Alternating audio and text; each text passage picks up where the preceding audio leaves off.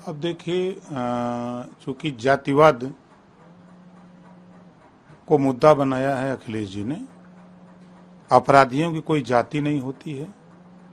अगर वो जाति की बात करते हैं, अपनी जाति की बात करते हैं, तो 67 मुसलमान अपराधी मारे गए, 20 ब्राह्मण, 18 ठाकुर, 17 जाट गुजर मारे गए, 24 अति पिछड़ा मारा गया और 26 अन्य इनकाउंटर में मारे गए, जो सब अपराधी प्रवृत्ति के थे।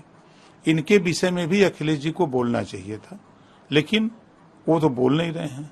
अब जैसा आप बता रहे हैं कि अब दूसरा एक ठाकुर मारा गया है, अब इस पे देखिए उनकी बयान क्या आते हैं कि ये तो गलत हो गया कि सही हुआ है। अब तो वही बता सकते हैं, चूंकि उसके वो मास्टर हैं। जिस तरह का बयान वो दिए हैं कि पुलिस ने गलत किया है, तो अब बतावें कि इसमें भी पुलिस ने गलत किया है कि सही किया है, ये तो वही बता सकते हैं। तो अपराधियों में जिस तरह से जात निकाली जा रही है, किस हद तक सही है? देखिए, दो चीजें, मैंने उनका बयान भी पढ़ा और देखा, अखबार में भी ये बाइट भी सुना। पहला, उन्होंने कहा कि अपराधी सब भाजपा में चले गए। तो अपराधी सब भाजपा में चले गए तो अपराध क्यों हो रहा है? गाजीपुर में दिन दहाड़े पटेल को मारने के लिए गाड़ी में लैस होकर के दर्जनों असलहे के साथ लोग पहुंचे और दिन में फायरिंग कर रहे हैं, वो भागा नहीं होता तो जान से मार देते। वो किस जाति का था? अभी जहां भी घटना हो रही है उसमें जरूर शामिल हो जा रहे हैं यादव जी। अगर ये बात कहिए तो अखिलेश जी को बुरा लगेगा। तो जो बयान वो दे रहे हैं, उनके बयान के हिसाब से हम लोग ये बात नहीं मानते। अपराधी अपराधी होता है, अपराधी कोई जाति नहीं होती है। पुलिस अगर वो फायरिंग करेगा तो पुलिस भी फायरिंग करेगी, उसका आधार कार्ड देख करके पुलिस गोली नहीं चलाएगी। मुख्यमंत्री योगी आदित्यनाथ कल हरियाणा में किसान युवाओं महिलाओं की चिंता के बारे में नहीं बात करते हैं। एजेंडा है कि बांटो और राज करो। कांग्रेस ने जम्मू कश्मीर में आतंकवाद और उग्रवाद को बढ़ावा दिया, जबकि बीजेपी ने आतंकवाद और उग्रवाद को खत्म करने के लिए काम कर रही है।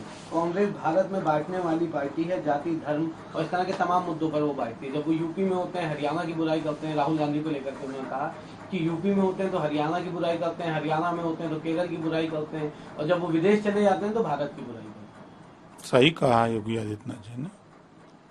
वो खुद राहुल गांधी जी के बयान, पिछड़े दलित अल्पसंख्यक को हक नहीं मिला, भागीदारी नहीं मिली। 60 साल दिल्ली या लखनऊ किसका शासन था? कांग्रेस का। तो कांग्रेस ने ही धोखा दिया। वो तो खुद कह रहे हैं कि नहीं मिला। तो इशारा कहीं पे निगाहें, कहीं पे इशारा। तो काम तो उन्होंने किया है, धोखा दिया उन्होंने। तो वही बात तो सब लोग कह रहे हैं कि अगर लंबे समय तक शासन करने वाले लोग अगर शिक्षा, स्वास्थ्य के विषय में सोचे होते, रोटी, कपड़ा, मकान के विषय में सोचे होते, तो आज ये नौबत नहीं होती। जो आज तो गरीबों के इलाज के लिए 5 लाख रुपए मिल रहे हैं, उससे गरीब इलाज कर रहा है।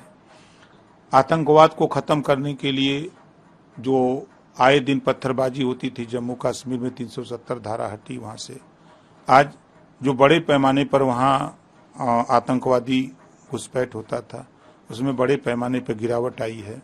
आज पूरे देश में कांग्रेस और सपा की सरकारें होती थी तो बड़े पैमाने पर दंगे होते थे, कर्फ्यू लगते थे। लेकिन आज उत्तर प्रदेश में योगी आदित्यनाथ जी के राज में 7 साल में एक भी दंगे नहीं हुए। मोदी जी के राज में बड़े पैमाने पर अंकुश लगाया गया है। तो ये चीजें कांग्रेस और सपा को पसंद नहीं है। वो लोग चाहते हैं कि दंगे होते तो मुसलमान हमारे साथ रहते, क्योंकि वो हमेशा दंगे करा के मुसलमान का वोट लेते हैं, बोरा का बोरा वोट लेते हैं। जब सरकार बना लेते हैं तब मुसलमान भाई लोग को खाली झोरा थमा देते हैं कि लेके खाली झोरा घूमो, अब बोरा का वोट हमको दो। यही काम तो करते हैं। एक और बड़ा अहम सवाल है, देश भर में तमाम जगहों पर रेल हादसे, ट्रेन से उड़ गया, काफी बड़ा धमाका हुआ, हालांकि उसमें किसी प्रकार की कोई जनहानि नहीं हुई। अभी कल फिर कानपुर में इसी तरह की एक घटना आई। रेलवे ट्रैक के ऊपर 5 किलो का सिलेंडर और कई अन्य संवेदनशील सामान पाया गया। हालांकि ट्रेन को रोका गया, तमाम फोर्सेज मौके पर पहुंची, उन्होंने जांच करी, सामान को हिरासत में लिया और जांच की जा रही है। क्या लगता है कि क्या इस तरह की चीजें, ये ट्रेन हादसों की क्यों बार बार सामने आ रही है और क्यों इस तरह की चीजें हो रही है? क्या इसके पीछे कोई षड्यंत्र है या इसके पीछे कोई बड़ी साजिश काम कर रही है? देखिए, कोई न कोई बात है। हम ऐसे साथियों से भी कहूंगा कि इस तरह का कृत्य न करें, और हो सकता है उस कृत्य में आपके परिवार का भी कोई हताहत हो सकता है। तो ऐसा कृत्य लोग न करें। जो देश में प्रदेश में अमन चैन है, अमन चैन कायम करें। और नहीं तो अगर ऊपर जाने का मन है या जमीन के अंदर जाने का मन है तो ये भी बता देंगे, उसकी भी व्यवस्था सरकार कर देगी।